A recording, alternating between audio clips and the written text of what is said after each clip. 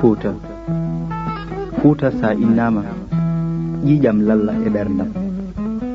miijoji musɗi koɗomi ɗoyli gagan aduna softami, ñamri belndi mettita haaju bona, mi hamto mi saɓɓito, mi miijo hanki mo mi tawaka, hanki mo tindanami, hanki ma sangay sangare nde kolli beeli mbeɓani, jammaji dingre bowɓe sagataɓe lewlewe demminare. Fuuta gila nangue ma muti lewru ma ronki ummade, samba ari gendiyan ngari cuuɗi e caggal fiyaka moggi, gande ma jedda birni, aadaji ma puyna cuuɗi, ngalu ma wujja, neddagal ma tama. Fuuta sa innama miijoji musɗi koɗomi, ɓiɓɓe ma hanki yontaɓe hande ko wostaɓe, jaleɗe hanki boji hande, jambaragal hanki ɗaminare hande, dimaɗi birgi waɗɗotoɓe godani, añɓe heege ɗom ka majjere e ñaw, doki galle baba mbi kala jaltuɗo mi taƴa, holto hamma yeroyel woni, danga yummum yoolima,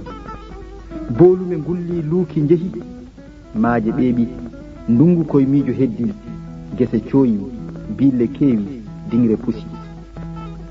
awoɓe aynaɓe remoɓe ɗannanima ndi jawdi ɓe jiitata, gonti renoɓe galleji ɓe lamɓe hesɓe hesoɓe ngaalu gummigo e doole miskineɓe ɗo ɓe jooɗi, liggotoɓe ndi mbaylani ndi waylata joote. Fuuta tuuba ko wiya fuuti saabu yimɓe ma o funti, kono tuuba haako ina wooce ndeke funtine bacce, so toɓo iwrani dow yo toɓo iwru less, aduna bonani ɓooyi, so doole donki yo doole keɓo, so kalfandi juuti, so jawdi funti, so jamfa hoyni,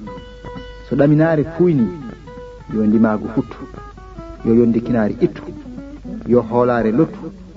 yo katantagal dottu, añɓe yo ottu, kalfandi yo nattu, jam yo artu, bojji yo cattu, so laaɓani en battu.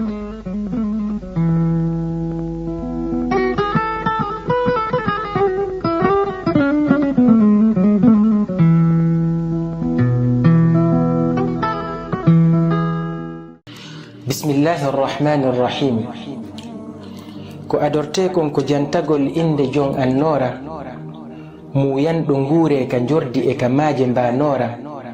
miɗo juula e nulaaɗo fii makko miɗo mantora, yewtaymi fii ɓeeɗiɗoɓe tawa gonɗi an no juura, tapoɗo miijo ko fii nene an jara e baban bora, ɓenne uɓelan itti kaɓiraɗan haa no seyre ɓantora, tuti e an dinneedi kan diina men no faltora,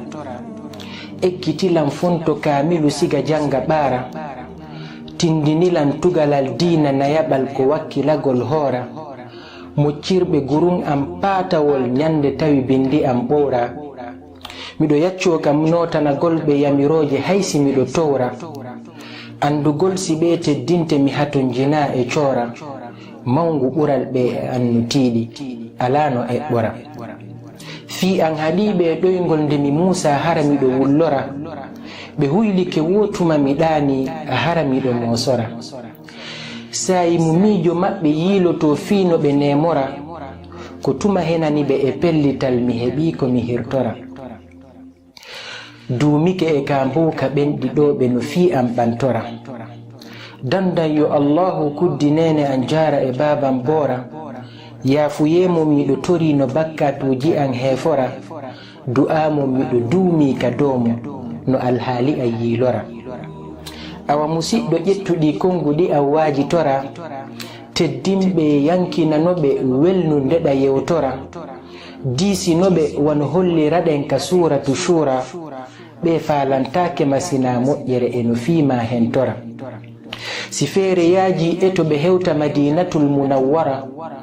e kadi ɓe seedo suudu ka bandu laatoɓe hajjora, duumo ka du'anagolɓe wota jaɓu weetora, tentiniɗe ñalaɗe ɓurnaɗe wano ñande ashura, awa suka janɗo ɓandu ma e heɓugol ma sutura, jogagol ma Toyota Lexus ma Porsche Panamera, waɗatama sengo dow maɓɓe falto famora, e to nafaɓe haysi e on dumunne ɗaɓittora ta innu ko tumande jawle liibi woosi ɓe nafitora ñeñinor wano misal pullo holliri e to tugora yaccoɗa waɗora asora amora heɓora kasora laatano ɓe ɓuttu ɓernde no fiima barkora ta yi'e e faade ɓe konguɗi bonɗi hiɗa fura sabu hoynugolɓe ko tekkere no fiima halkora hebbin neldo ɓe du'a si tawi ɓen hiɗa fatora hajja maryama e docteuru muhammadu wuuri bari ɓe tenkora yo allah pooɗu balɗe mum waɗana faatiɓe ɓen annora yo jam e kisiye wonu e mum yo nene an jara e baban bora. Assalamu alaikum wa rahmatullahi wa barakatuh.